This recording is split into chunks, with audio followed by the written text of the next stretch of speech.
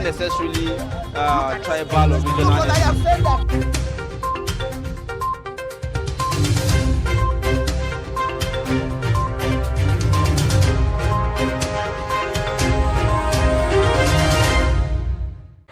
Welcome back, and thanks for staying with us on Trust TV's Daybreak. And right now it's time for us to take a look at the front pages of the newspapers to see what's going on around the country. And we'll start with Daily Trust newspaper. The major story on the front page: National Assembly leadership scheming as 16 aspirants push for zoning open contest.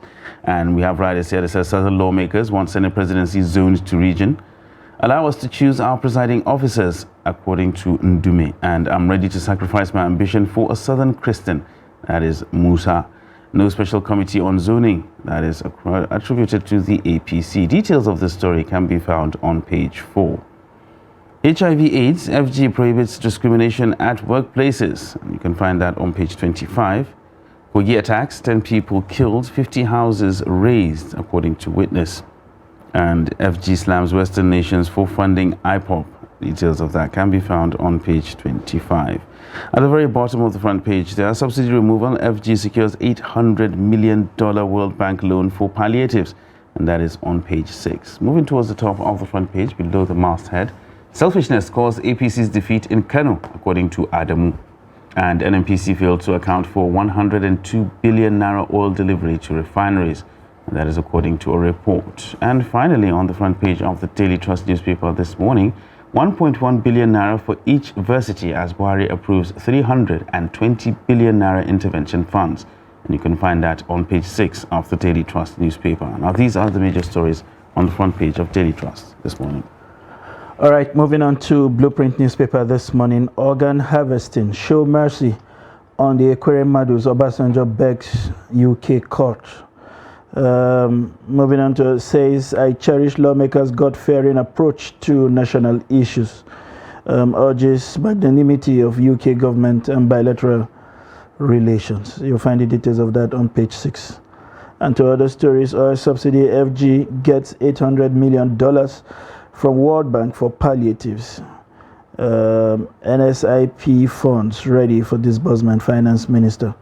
And to other stories, Easter, FG declares Friday and Monday public holidays. NSCDC deploys 30,000 personnel for hitch-free festivity, and FRSC OKs 1,042 vehicles, 144 motorbikes. And stock market loses 554 billion. Erufai reinstate 1,288 sacked primary school teachers. And FRSC returns 27 million to relatives of Osun accident victims. To other stories, Amuka tax 9-man Ombudsman Media Commission on professionalism, and APC Crisis National Working Committee sets up 5-man investigative reconciliation panel. And finally, IPC MRA slams, I beg your pardon, the final story, the IPC MRA slams NBC over imposition of 5 million fines on Channels TV. These are the major stories on the front page of the Blueprint. Right, next we'll take a look at the Nigerian News Direct and the major story. Buhari approves 320 billion naira intervention fund for public tertiary institutions. And we have riders that says each university to get 1.51 billion naira. Polytechnics 699.3 million, and colleges of education 800.9 million. Some highest since inception, says Stanford Executive Secretary, and says 1.702 trillion disbursed as education tax collection to institutions in 8 years of Buhari. Other writers for the story calls for Buhari assent to Finance Bill 2023 to increase education tax from 2.5% to 3%. and use fund judiciously, says the Federal Ministry of Education. Still talking about the Nigerian News Direct, I had a fabulous time here. That's according to the British High Commissioner in farewell visit to Buhari. Details of that can be found on page 2. Organ harvesting, Obasanjo begs UK court for Ekweremadu over risk of 10-year imprisonment. And that is on page 2 as well. Going towards the top of the front page, above the masthead, FG extends deadline for deep offshore oil block mini bid round. And Sam Amuka tasks Media Commission to ensure professionalism. And finally, on the front page of Nigerian News Direct, World Bank to partner NYSC on Youth Corps members' empowerment. You can find that on page 16. Now, these are the major stories on the front page of the Nigerian News Direct. All right, moving on to This Nigeria. It is leading with the report, Auditor General's report.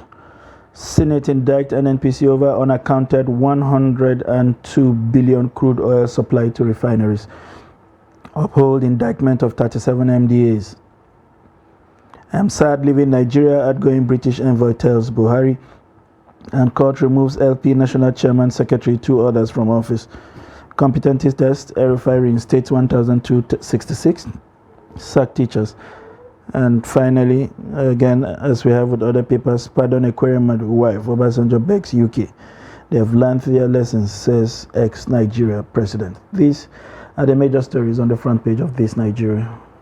All right, next we'll take a look at the Nation newspaper. Soyinka to Tinubu, make power devolution priority. And has a rider here that says, I warned Peter Obi that his supporters will make him lose election. Court suspends LP National Chair, Secretary, others, and leaders battling forgery case. Still on the front page of the Nation newspaper, I'm sad to leave Nigeria, says British High Commissioner. And at the very bottom of the page there, stop harboring IPOB members, federal government tells EU countries. Moving towards the top of the front page there, 50 million Nigerians to share World Bank's $800 million as petrol subsidy palliative. And at the very top of the front page, above the masthead, Obasanjo writes UK court over Ekweremadu. APC moves to reconcile Adamu Omishore with Lukman.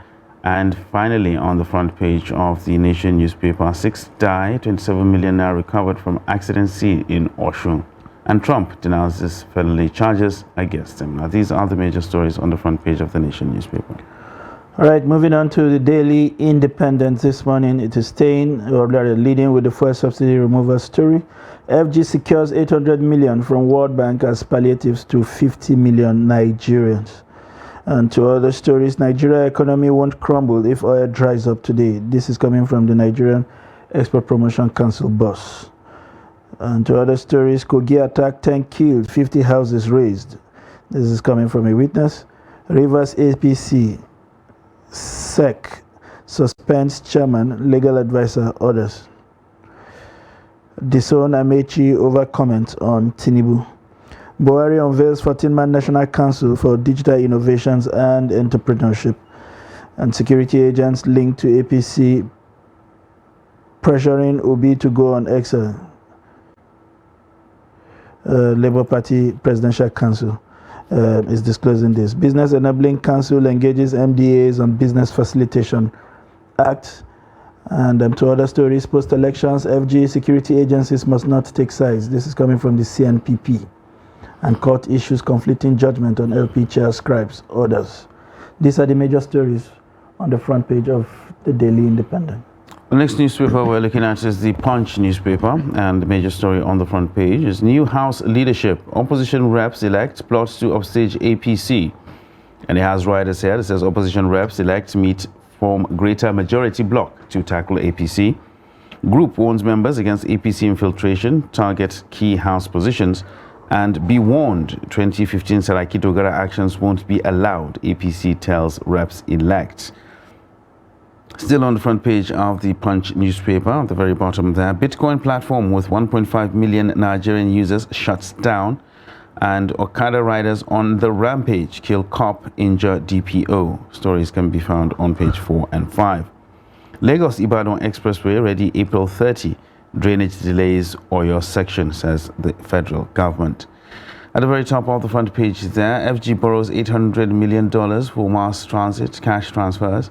And fresh promissory notes rising national debt, according to the DMO. And just as we've seen with other papers, Ekweremadu Obasanjo begs UK court for leniency. Now, these are the major stories on the front page of the Punch newspaper.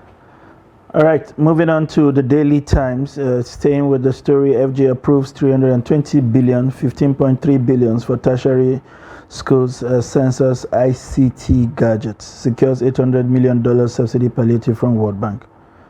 And to other stories, Shehu Sani to Soyinka, you are wrong about obedience. You want to get the details of that, you pick up today's copy of the Daily Times. 102 billion delivery. Senate indict NNPC for lack of transparency. And 10th National Assembly Minority Caucus strategizes to uphold democracy.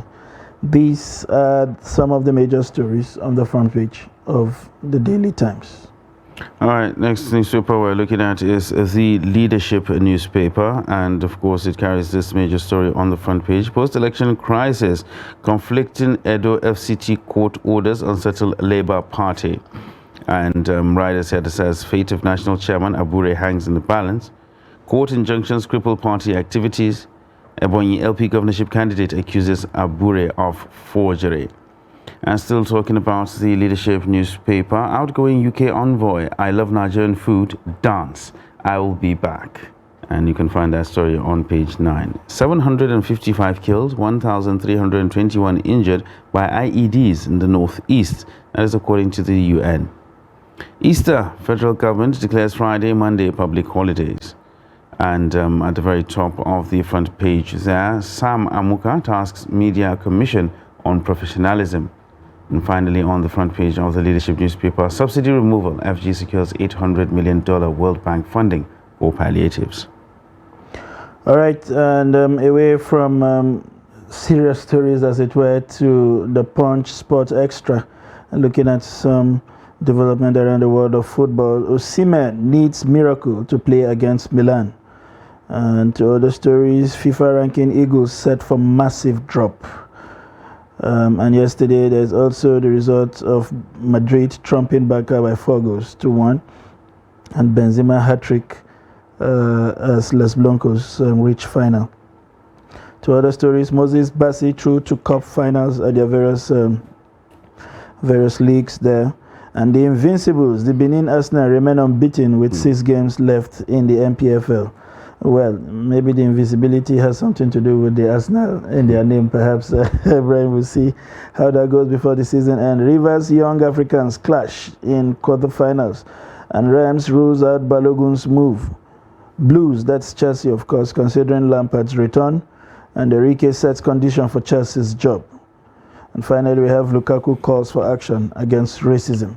These are the major stories on the front page of the papers we are reviewing this morning, and we have joining us in the studio right now the editor-in-chief, Deadline newspaper, Marlon Nasrullah. It's a pleasure to have you join us in the studio this morning. Good morning. It's good to be here. Yeah, interesting developments from across different papers, different front pages this morning. Starting with the Daily Trust, we have Daily Trust is keeping tabs on the scheming that seems to be going on behind the scene, as several contenders, about 15 of them we understand, or 16, aspirants just for the positions of the Senate President and the House of Representatives.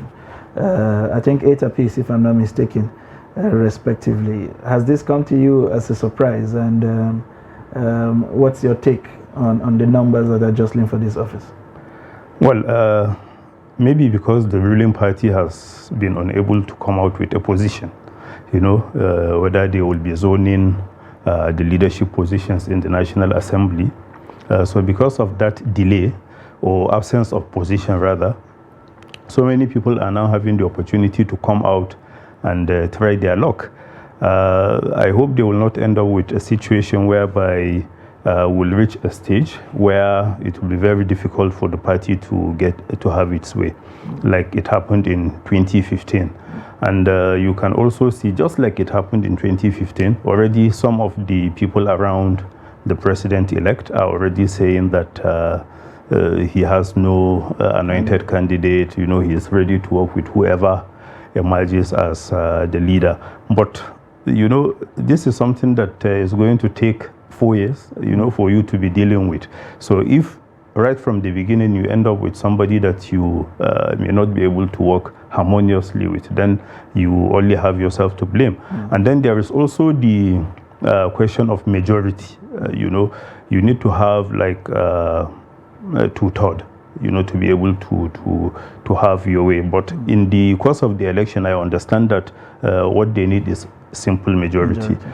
So the oppositions, the opposition parties, if they can come together, actually they may be able to stop the ruling party, I think, in the House of Reps, because right now, I think the ruling party has around 160, 170 elected lawmakers. So in a house that has 360 members, and already 325 have been decided, which means we have like 35 or so remaining, which will be taking place on April 15. So I think the APC should, try and manage the situation.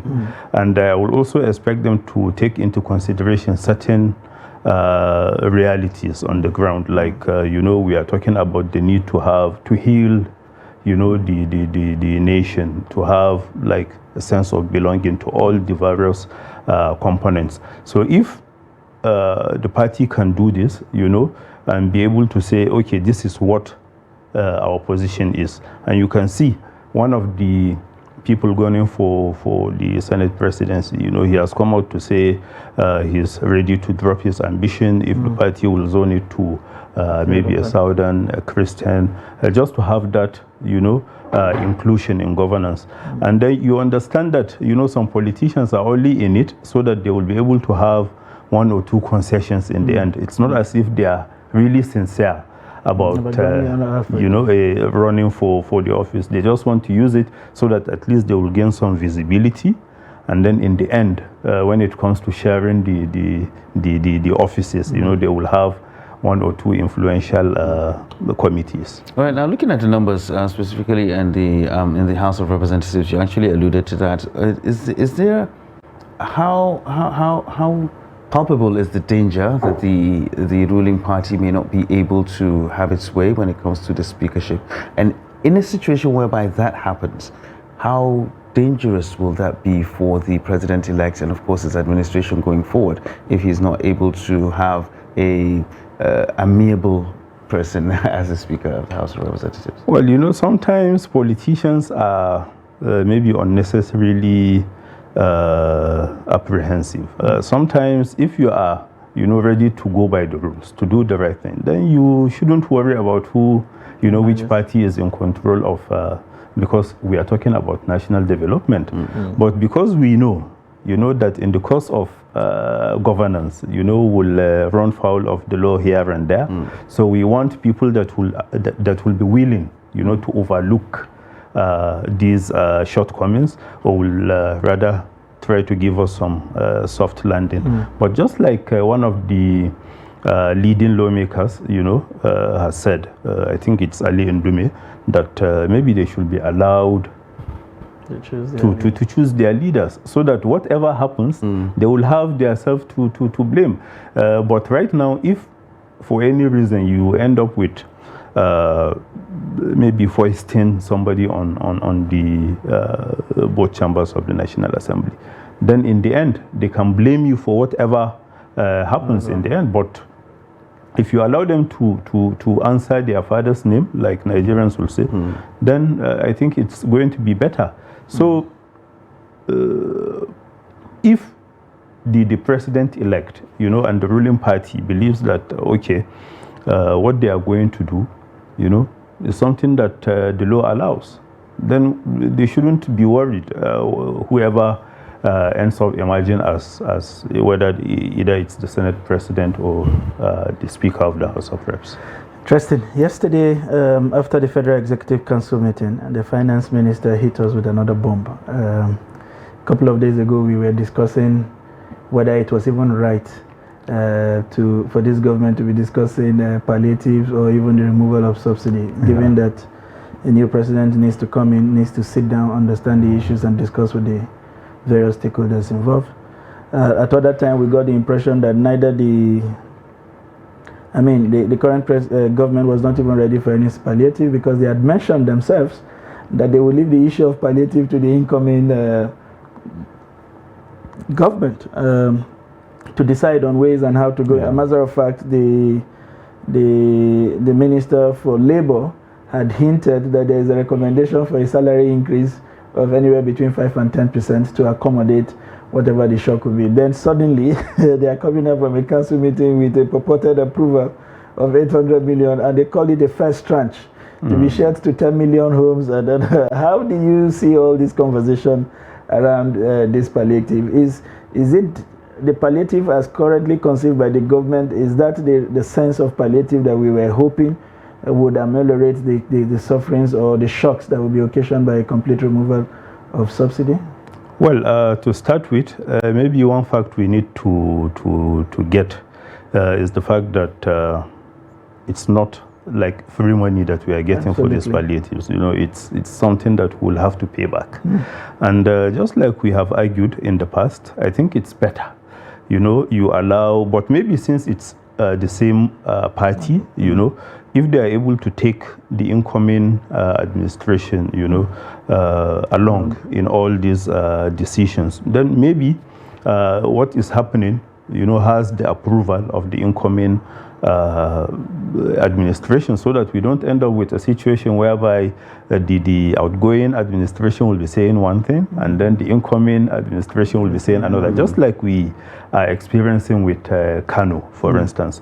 So maybe the government should have allowed the incoming administration to worry about this, since already they have made it clear also that they are not going to continue with the zone with the subsidy thing.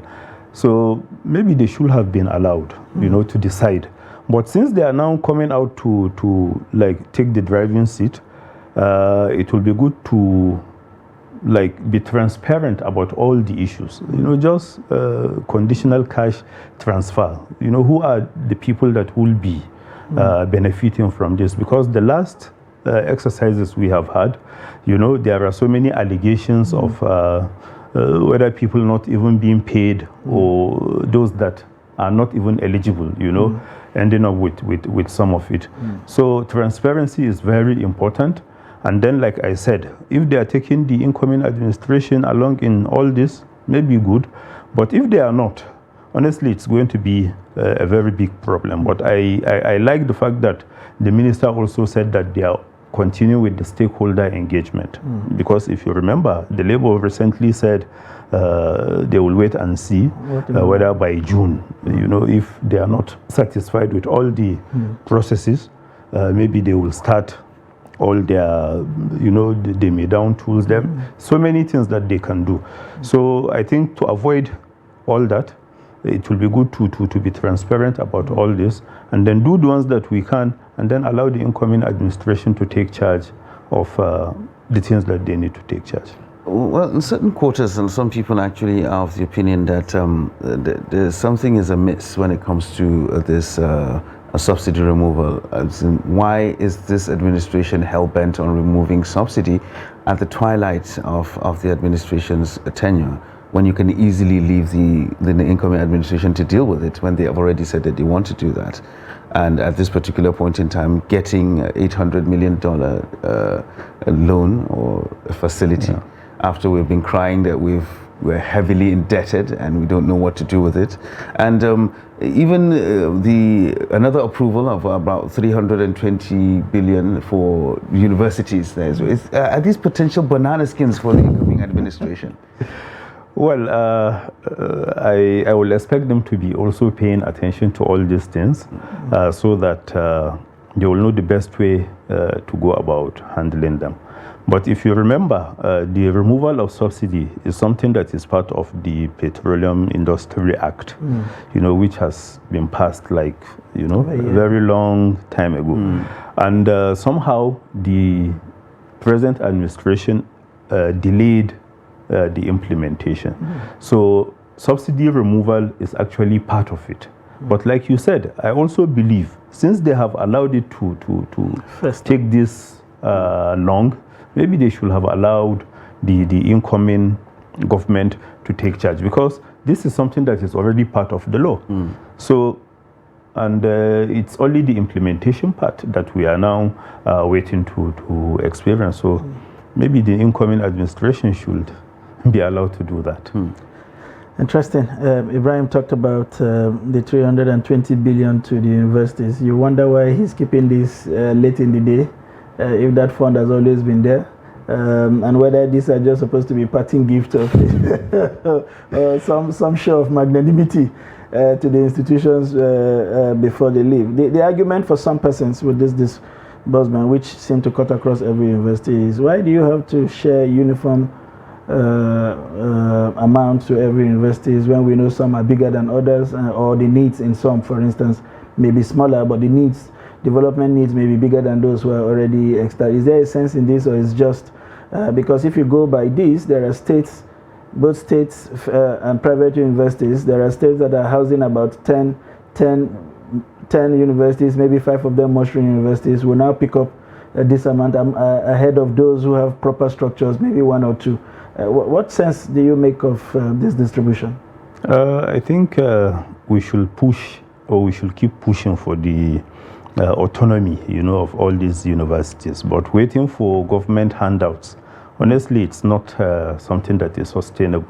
And like you said, why should we be comparing, some universities that are, to quote some Nigerians, glorified secondary schools, equating them to all the first generation universities that we have in the country. Honestly, it doesn't make sense, at least to me.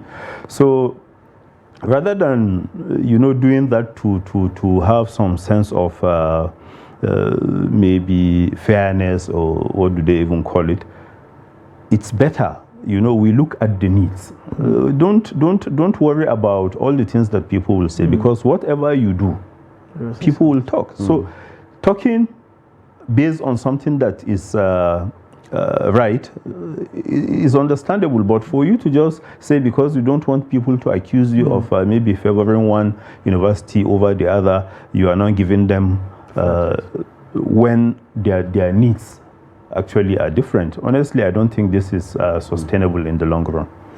All right, let's moving away slightly from that. Former President Olusegun Obasanjo has developed quite a reputation after leaving office as a very prolific letter writer.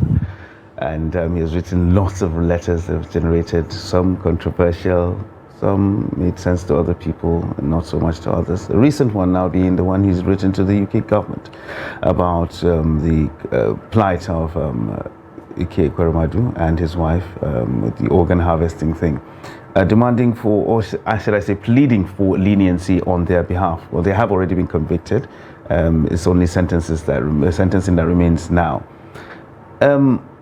How is it right for a former leader with the capacity of General Olusegun Obasanjo to want to involve himself in a situation like this? Because this is a person who has actually been accused of something. He stood trial and he has been convicted. Where does a person like Obasanjo come in asking for leniency on this person's behalf? Well, to start with, maybe he should have gone through the Nigerian government, to ask for all these, but maybe he tried that, and possibly the position of the government is not open to all that. But honestly, we have to pity the former Deputy Senate President, because this is not something that happened to him because he maybe wanted to do, maybe buy an apartment in the UK. This is something that they did in an effort to save the life of their daughter. And Nigerians know, the details that we have, about the same person who has made the allegations against the Ekweremadus. What we know in Nigeria is different from what they know in the UK, and that's what they used, to arrive at the conviction. So, like I said, I also feel for them, despite the fact that, yes, they have gone through trial, with even a conviction. We should not forget the fact that this is how it came about. Somebody maybe ended up misleading the young man, to say that, okay, you can actually apply for asylum, there are so many things you can get now that you are in the UK. So he misled them. Probably if he didn't do that, they will have had other people that are willing. I remember even the last time in Kaduna, I was a journalist, who offered to help out. So, like I said, this is something that we should have at the back of our minds. It's not as if it's something that he's trying to maybe hide some looted money or something that is usual for our politicians.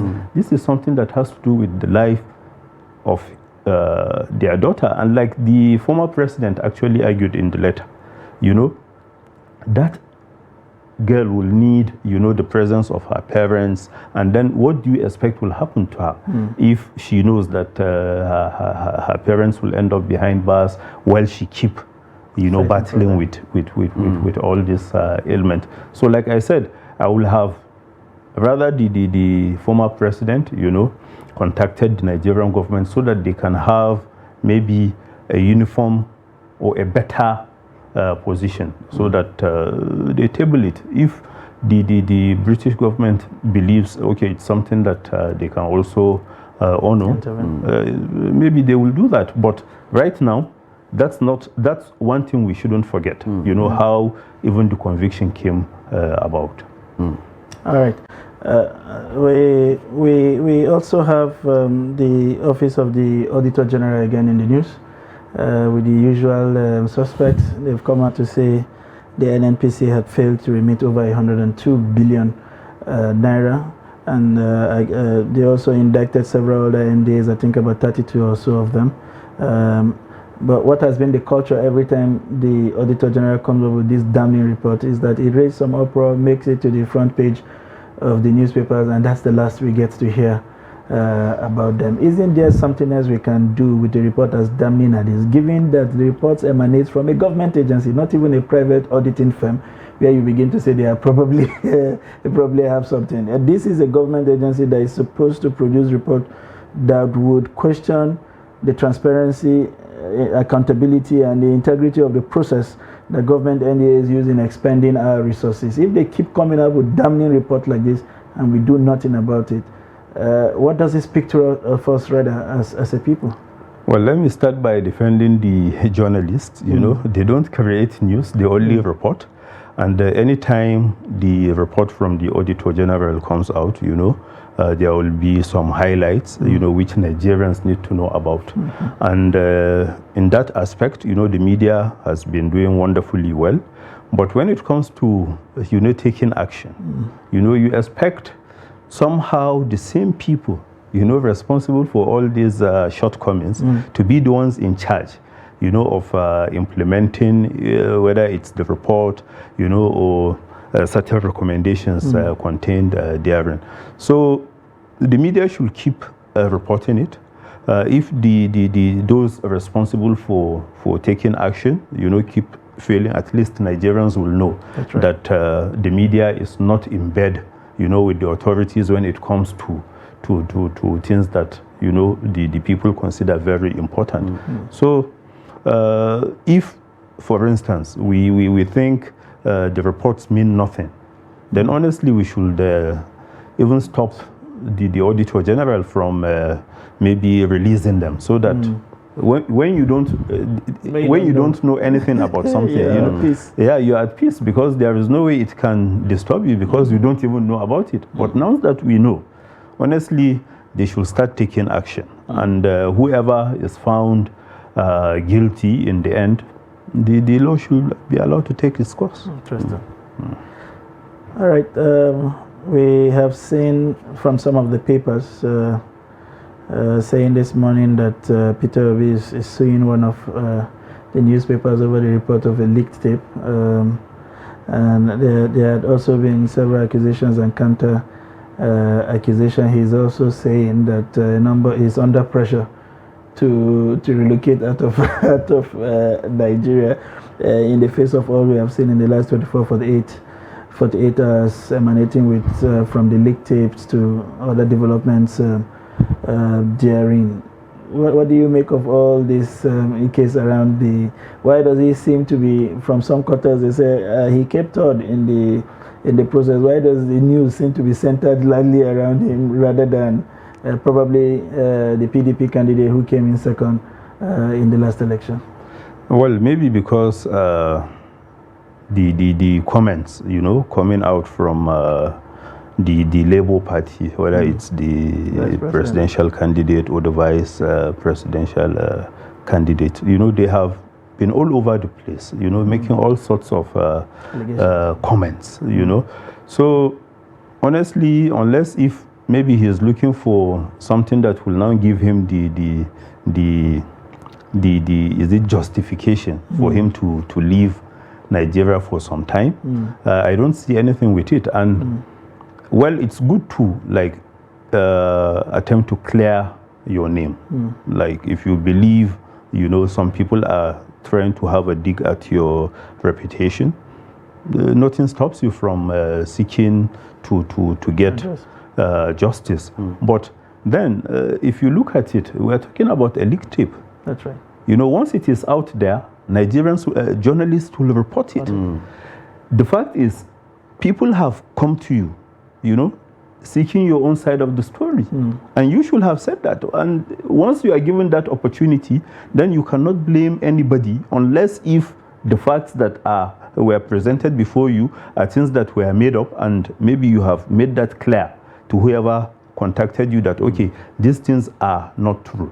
You know, so it will now be based on the strength of the information at your disposal. That's for the journalist, for you to whether consider going to town with it or to even abandon it, because there are so many instances where journalists will think, okay, there is a very good story here, and then before you know it, it unpacks completely. Yeah, because the facts will now show you that, okay, what you have is something that you cannot even defend before the law. So it's okay for him to try and you know, get his reputation intact so that people don't mess with it. But to say that you are thinking of relocating because of that, even if you should relocate, Nigerians will continue making all sorts of allegations. So what do you do? Will you also quit, you know, wherever you? Absolutely. So that's the thing. Interesting perspective there from Malan Nasri Lawal, the editor-in-chief of Deadline newspaper. Thank you very much once again for finding time to be with us in the studio today. Thank you for having me. Yes, we hope we can't wait for this fasting to be over. So that we can be properly charged with all the blessings from the Ramadan seasons to even serve you more. We wish you all the best that today has to offer. Thank you very much. That's the much we can bring to you from the newspaper headlines this morning. We hope you have enjoyed every bit of it. We will see you at the top of the hour with more from Daybreak. Please stay with us. But in a situation where you find that look at the not necessarily tribal or regional. I have said that